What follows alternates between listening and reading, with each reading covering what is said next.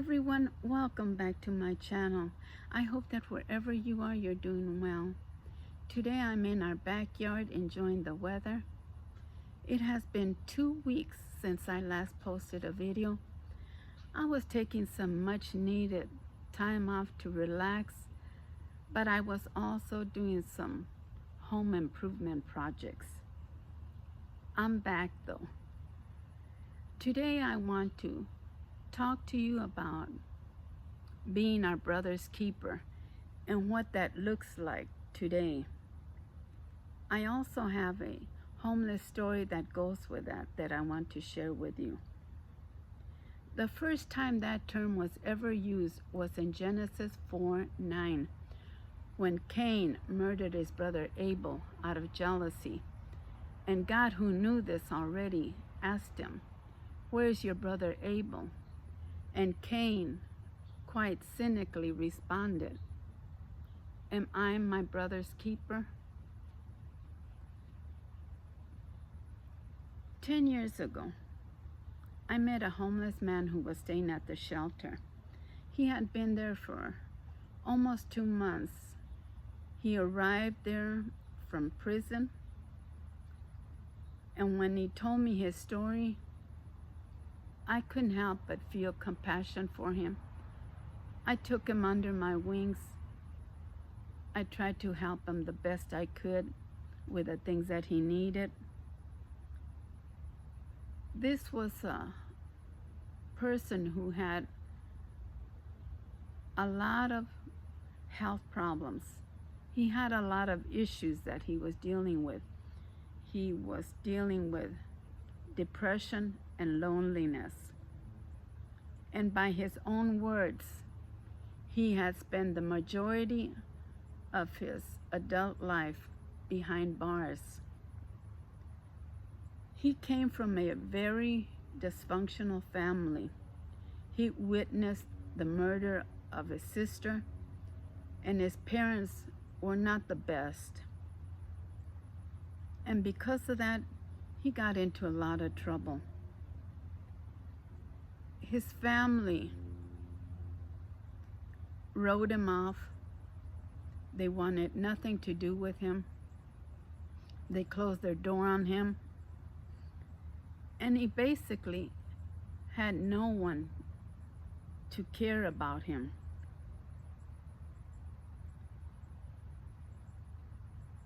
And like I said, he had a lot of needs that were not being addressed at the shelter. He needed housing, he needed medical care and counseling, and those things were not being done for him. And that made me very angry, because here's a shelter that was getting good money to provide these services for the homeless individuals, and they weren't doing any of those things. Instead, I was doing them for him. I tried to advocate for him with the staff, but they would ignore me. And this homeless man, he was so sweet. He was always helping me out with a homeless ministry. He used to sweep, mop, pick up trash at the shelter. All these things he would do, hoping to win favor from the staff, but it never worked. And he was starting to get very discouraged and depressed. And one day, I went to the manager of the entire shelter,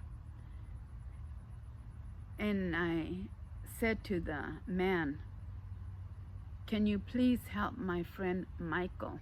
That was his name. "He needs someone to help him right away." And I'll never forget the look on that man's face when I said that. He looked at me with a mean look, as if to say, what is that to me? Am I my brother's keeper? And that made me feel very angry and frustrated. Like I said, I tried to help Michael out the best I could, but there was so much red tape and bureaucracy. There was only so much I could do for him. And the staff was doing nothing. He had a caseworker, but they weren't doing anything for him. I could see Michael growing frustrated and depressed. Noise pollution. Some time went by and I stopped seeing him. And at first I thought maybe they had housed him. One of the homeless men that knew him one day said to me, "Miss Grace, have you seen the news recently?" Michael was on the news, and I knew when he said that it was not good. He said, "Michael is in jail because he robbed a bank." I went to visit him in jail, and he said to me, "Miss Grace, I needed help for the many issues that I had, and no one was doing anything for me." And here was a man who preferred to go back to prison to the things that he knew than being out free, because that is where he felt he was going to get help. Isn't that sad? And I visited it several times while he was in jail. I would counsel him, give him spiritual boost up. When they finally made a determination and they passed the judgment on him, they sent him away to prison, back to prison for 10 years. They took him out of state, far away. And I have been communicating with him ever since. For 10 years, I have written to him. For 10 years, I have sent him inspirational cards. I've even called him a couple times. When they finally took him to jail, to prison, the people there called me and they said, "Michael has you down as his next of kin. You need to come and pick up his things. Otherwise, they're going to be tossed." Here I was, the only person on this planet that cared anything about him. And he saw that, and he had listed me as his next of kin in case something bad happened to him, passed away, whatever. I'm the one that they would notify. And that made me so sad.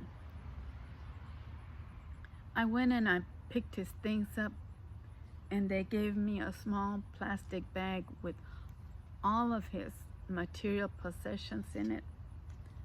This is the bag that they gave me with his things, and I want to show them to you.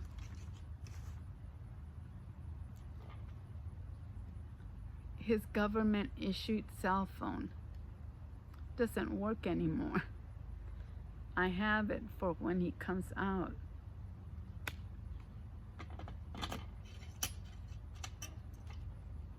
He had a small pair of scissors. I have them for when he comes out.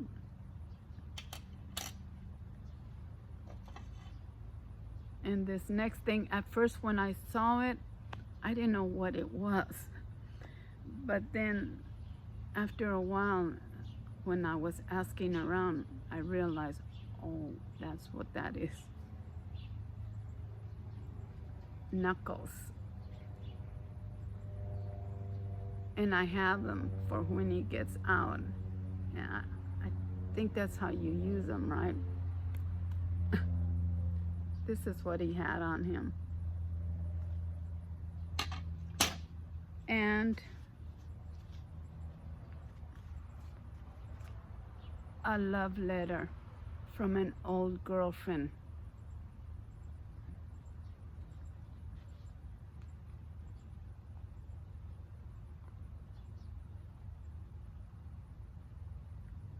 I don't know if you saw it, but it says, I still love you. And she drew a heart on it. And I miss you and always have. She drew a heart with a crack in the middle of it, like a broken heart. And I have this for him when he gets out. I keep saying when he gets out, because he is coming out. The good news is 10 years later, he is finally coming out in 2021. As I said, he's been communicating with me all of those years. The last letter he sent to me, he said, Miss Grace, I'm coming out late 2021. And I wrote him back and I said to him, Michael, I still have all your things for when you do come out. I'll mail them to you wherever you happen to be. Can you imagine 10 years of his life was spent behind bars? And prior to that, even more, because as I said, he was in and out of prison most of his adult life. His family never once wrote to him. He wrote letters to his mother, never heard from her. He wrote letters to his one sister that was still living. She never responded. No one in his family gave the you know what about him. But here I am 10 years later. I still have all of these things, and I plan to mail them to him. And also, I forgot to mention this. I even have his Social Security card.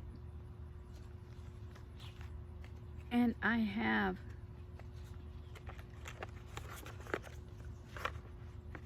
his birth certificate. I won't show it to you because private stuff. But County of Kent, State of Michigan. This is his birth certificate. He was born, I guess, in Grand Rapids. I still have it. And I plan to give all of this to him when he gets out of prison later this year, 2021. And I don't know if I will ever see Michael again, because like I said, they sent him far away. I don't know why. They arrested him in Dayton, Ohio. Why would you send him clear across town? He's back there west, in the west. Why do you send him so far away from the one person that cares about him?